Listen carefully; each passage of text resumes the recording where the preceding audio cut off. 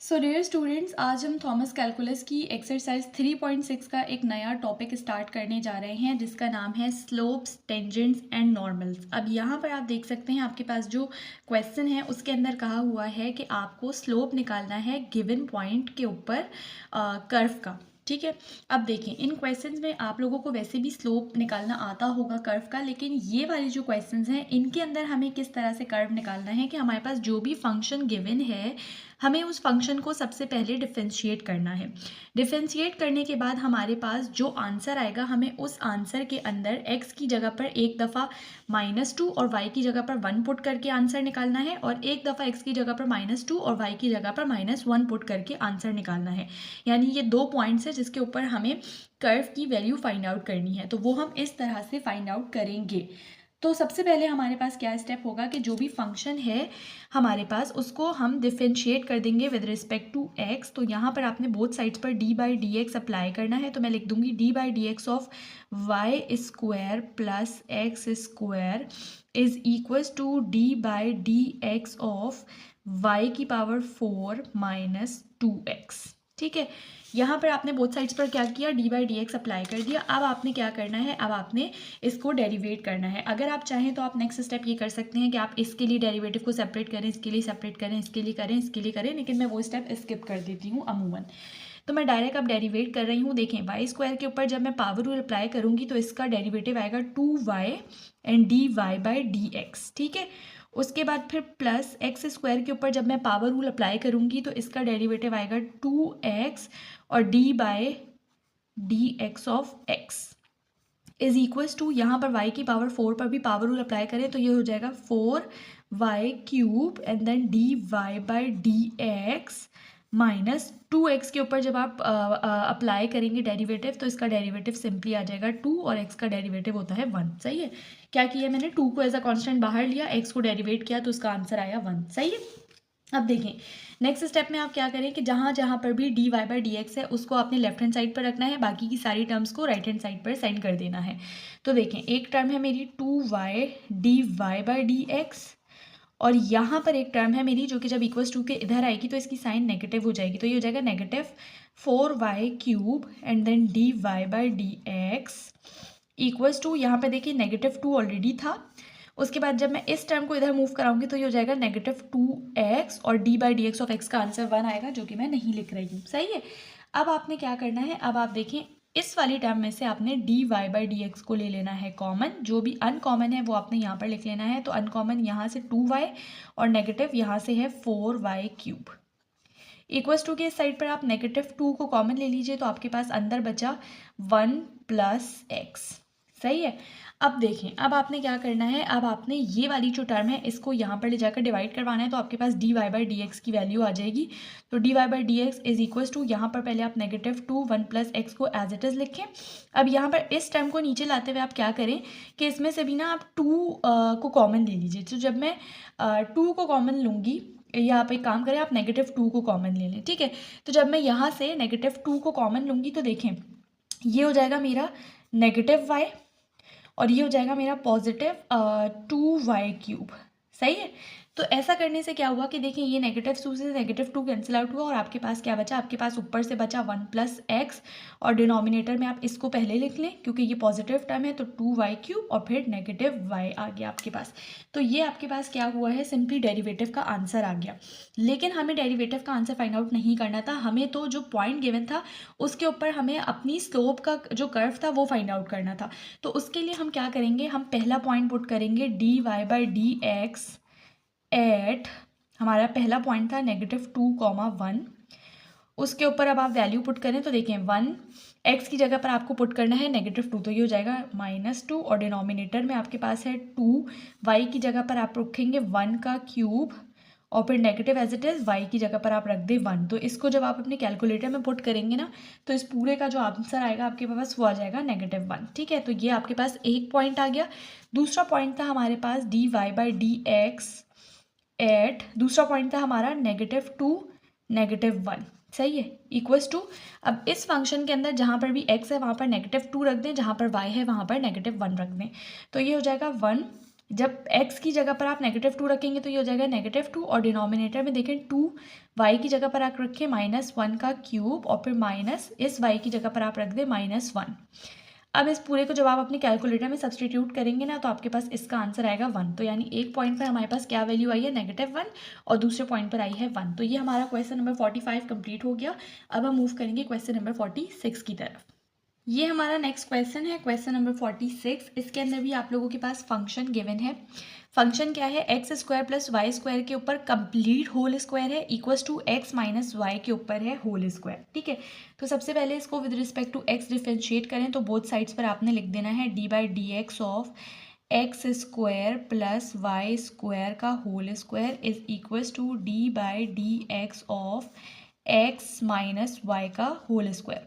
अच्छा, एक चीज़ मैं अक्सर जो हूँ ना वो differentiating with respect to x, ये सारी जो लाइंस हैं वो मैं बहुत जल्दी में लिख रही होती हूँ, कंप्लीट नहीं लिखती हूँ। तो बोलने का मकसद साथ साथ यही है कि आप लोगों ने ये सारी चीज़ें खुद से लिख लेनी है। सही है। अब देखिए नेक्स्ट स्टेप में आपने क्या करना है, इसके ऊपर जब आप डेरिवेटिव अप्लाई करेंगे तो ये देखें इस पूरे के ऊपर है 2, तो इसके ऊपर जब आप पावर रूल अप्लाई करेंगे तो पावर रूल के अकॉर्डिंग पावर नीचे आएगा, यानी 2 नीचे आया, पावर में से 1 सब्ट्रैक्ट, तो x² + y² की नई वैल्यू क्या आ जाएगी, 1 आ जाएगी, क्योंकि 2 में से जब 1 सेपरेट करेंगे तो 1 बचेगा। और उसके बाद फिर होता है d/dx ऑफ जो आपका अंदर फंक्शन होता है उसका डेरिवेटिव। तो अंदर फंक्शन क्या है, x² + y² है। ठीक है, इक्वल्स टू के इस साइड पर भी दोबारा से पावर रूल अप्लाई करें, पावर रूल के अकॉर्डिंग पावर नीचे आई, पावर में से 1 सब्ट्रैक्ट किया, तो x - y की होल जो नई पावर है 2 में से जब 1 सब्ट्रैक्ट करेंगे तो वो 1 होगी, जो कि मैं नहीं लिख रही, चाहें तो आप यहाँ पर 1 लिख लीजिए। उसके बाद फिर d/dx किसका आ जाएगा, x - y का आ जाएगा। अब आपने क्या करना है, नेक्स्ट स्टेप में आपने इसको डेरिवेट करना है और इसको डेरिवेट करना है। तो अब आप लोग सबसे पहले 2x² + y² को तो एज इट इज़ लिख लेंगे। अब यहाँ पर देखिए इसको डेरिवेट करें, x² का डेरिवेटिव आएगा 2x and then d/dx of x, फिर प्लस y² का डेरिवेटिव आएगा 2y and then d/dx of y। सही, ब्रैकेट क्लोज कर लें, equals to 2x - y as it is लिख दिया। इसको डेरिवेट करें तो x का डेरिवेटिव आएगा 1 माइनस y का डेरिवेटिव आएगा d/dx ऑफ y, इस तरह से। अब देखिए नेक्स्ट स्टेप में आपने क्या करना है, नेक्स्ट स्टेप में आपने ये जो 2x² + y² है इसको इसके साथ भी मल्टीप्लाई करवाना है और इसके साथ भी मल्टीप्लाई करवाना है। सिमिलरली ये जो 2x - y है इसको 1 से भी मल्टीप्लाई करवाना है और dy/dx से भी मल्टीप्लाई करवाना है। तो चलिए एक एक करके हम करते हैं। पहली टर्म आएगी 2x² + y² इंटू 2x, इसका आंसर आएगा 1, जो कि मैं नहीं लिखूंगी। उसके बाद फिर प्लस ये वाली को अब इससे मल्टीप्लाई करें तो ये हो जाएगा 2x² + y² into 2y dy/dx। फिर इक्वल्स टू के इस साइड पर देखें, पहले तो यही सेम टर्म आ जाएगी क्योंकि 1 है, तो 2x - y जब 1 से मल्टीप्लाई किया तो वही सेम आंसर आ गया। फिर -2x - y और इसके साथ फिर आ जाएगा dy/dx। सही है, यानी हमने सिंपली मल्टीप्लिकेशन करवानी है। उसके बाद जिस जिस टर्म के अंदर dy/dx है उसको लेफ्ट हैंड साइड पे कर लें। तो एक तो ये वाली टर्म है जिसको मैं पहले लिख लेती हूँ 2x² + y² and then 2y dy/dx, और उसके बाद फिर एक ये वाली टर्म है जिसको जब मैं इक्वल्स टू के इस साइड पर लाऊंगी तो ये पॉजिटिव हो जाएगी क्योंकि यहाँ पर ये नेगेटिव थी। तो 2x - y और उसके बाद फिर dy/dx। बाकी की सारी टर्म्स को राइट हैंड साइड पर ले आए तो एक टर्म तो ऑलरेडी है राइट हैंड साइड पर जो कि है 2x - y, और उसके बाद फिर एक ये वाली टर्म है वो उधर जाएगी तो नेगेटिव हो जाएगी क्योंकि यहाँ पर पॉजिटिव थी। तो ये है 2x² + y² और इसके साथ है 2x। सही है, अब आपने क्या करना है, अब आप लोगों ने ये वाली जो पूरी टर्म है इसमें से dy/dx को कॉमन ले लेना है। तो जब मैं इसमें से dy/dx को कॉमन ले लूँगी तो मेरे पास क्या बचेगा, मैं इस कर्ल्ड ब्रैकेट को यूज़ कर रही हूँ, यहाँ से मेरे पास बचा 2x² + y² और उसके बाद फिर ये 2y बचा, dy/dx तो हमने कॉमन निकाल लिया, और यहाँ से आया फिर प्लस, यहाँ से बचा 2x - y। सही है, कर्ली ब्रैकेट को क्लोज करिए, इक्वल्स टू के इस साइड पर क्या करें कि आप 2 को कॉमन ले लें। तो देखें 2 को जब मैंने कॉमन लिया इसके बाद मैं कर्ल ब्रैकेट को यूज़ करूँगी, यहाँ से बचा x माइनस वाई, यहाँ से बचा -2, एक 2 को बाहर आ चुका है कॉमन के तौर पे, ये x आप इसके साथ लिख लीजिए और x square plus y square लिख लीजिए, ठीक है। और यहाँ पर आपने कर्ल ब्रैकेट को क्लोज कर दिया। अब क्या करना है, dy बाई डी एक्स को यहीं पर रखना है, बाकी की जो टर्म है ये वाली इक्वस टू के उधर जाएगी तो ये डिवाइड हो जाएगी। तो इक्वस टू पहले आप इस वाली टर्म को एज इट इज़ लिख लें, जिसमें हमने 2 को कॉमन लिया था, हमारे पास बचा था x माइनस वाई और उसके बाद फिर -2x x square plus y square और उसके बाद फिर curl bracket close divided by. अब देखें यहाँ से भी ना आप 2 को कॉमन लेकर फिर इस टर्म को नीचे उतारें, सही है। तो देखें 2 को जब मैंने कॉमन ले लिया तो अंदर क्या बचा, यहाँ पर आपके पास बचा x square plus y square और उसके बाद फिर 2y और फिर प्लस 2 तो कॉमन आ चुका है तो यहाँ से बचा x माइनस वाई, सही है। और कर्ल ब्रैकेट को क्लोज कर लें। अब यहाँ पर देखें 2 से 2 कैंसिल आउट हो गया, आपके पास क्या बचा, आपके पास dy बाई डी एक्स जो है वो क्या आ गया, वो आ गया x minus y -2x into x square plus y square और डिनोमिनेटर में आपके पास है 2y, इस 2y को मैंने पहले लिख लिया, ठीक है। उसके बाद फिर x square plus y square plus x minus y. चाहे तो आप इस x माइनस वाई को पहले लिख लें, इस वाले को बाद में लिख लें, लेकिन इससे कोई फ़र्क नहीं पड़ेगा। अब देखिए ये हमने क्या किया है, सिंपली हमने जो डेरिवेटिव था वो फाइंड आउट कर लिया है, बट हमें जो काम था वो क्या था कि हमें जो कर्व है वो फाइंड आउट करना था, स्लोप ऑफ कर्व वो फाइंड आउट करना था। तो उसके लिए हमारे पास जो गिवन पॉइंट्स हैं वो हमें पुट करने पड़ेंगे। तो पहला पॉइंट क्या था मेरा, पहला पॉइंट था dy by d x at 1,0, यानी x की जगह पर 1 पुट कर दें, y की जगह पर 0। तो ये देखें x की जगह पर 1 -0, फिर -2x की जगह पर 1 और x क्या है 1 का स्क्वायर प्लस 0 का स्क्वायर और डिनोमिनेटर में आप लिखें 2y की जगह पर आ गया 0, उसके बाद फिर 1 का स्क्वायर प्लस 0 का स्क्वायर और फिर प्लस 1 माइनस 0। इसको आप लोग जब अपने कैलकुलेटर में सब्सटीट्यूट करेंगे ना तो आपके पास इसका आंसर आएगा -1, सही है।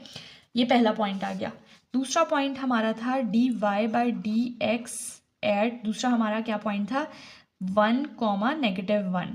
तो ये पुट करें x की जगह पर 1, y की जगह पर -1। तो आपके पास किस तरह से इक्वेशन बन जाएगी, आपकी इक्वेशन बन जाएगी 1 + 1, क्योंकि एक ये वाला नेगेटिव एक ये वाला नेगेटिव पॉजिटिव हो जाएंगे। उसके बाद फिर -2 x की जगह पर 1, उसके बाद फिर 1 का स्क्वायर प्लस -1 का स्क्वायर और ये मेन ब्रैकेट क्लोज किया। और डिवाइड में आपके पास फिर क्या है, डिवाइड में आपके पास है 2y की जगह पर -1, उसके बाद फिर एक्स स्क्वायर क्या है यानी 1 का square plus y square, y क्या है -1 का स्क्वायर, ये मेन ब्रैकेट क्लोज हुआ, फिर प्लस x क्या है 1 और ये नेगेटिव विल बिकम पॉजिटिव और 1 आ गया y की वैल्यू, सही है। इसको जब आप अपने कैलकुलेटर में सब्सटीट्यूट करेंगे ना तो इसका आंसर आपके पास आएगा 1, ठीक है। तो ये हमारे पास आंसर आ गया है जो हमें फाइंड आउट करना था, यानी जो हमारा रिक्वायर्ड आंसर था। एक पॉइंट पर हमारे पास आया -1 और दूसरे पॉइंट पर हमारे पास आया 1, ठीक है। तो ये हमने क्या किया, क्वेश्चन नंबर 45 और 46 जो थे वो कंप्लीट किए हैं। नेक्स्ट लेक्चर वीडियो में हम इसके फर्दर क्वेश्चंस भी करेंगे एक्सरसाइज 3.6 के। I hope so dear students कि आप लोग लेक्चर वीडियोस को एंजॉय कर रहे हैं, आप लोगों को लेक्चर्स अच्छे लग रहे हैं, समझ आ रहे हैं। अगर कोई कन्फ्यूजन है आप लोग कमेंट सेक्शन में मुझसे पूछ सकते हैं। चैनल को लाजमी सब्सक्राइब करिए, वीडियोस को अपने फ्रेंड्स के साथ भी शेयर करें ताकि आपको भी बेनिफिट हो, आपके फ्रेंड्स को भी बेनिफिट हो और मुझे भी फ़ायदा हो सके। इसके अलावा अगर आप लोगों को कोई क्वेरी है तो आप लोग मुझसे जूम के ऊपर प्रॉपर सेशंस भी ले सकते हैं।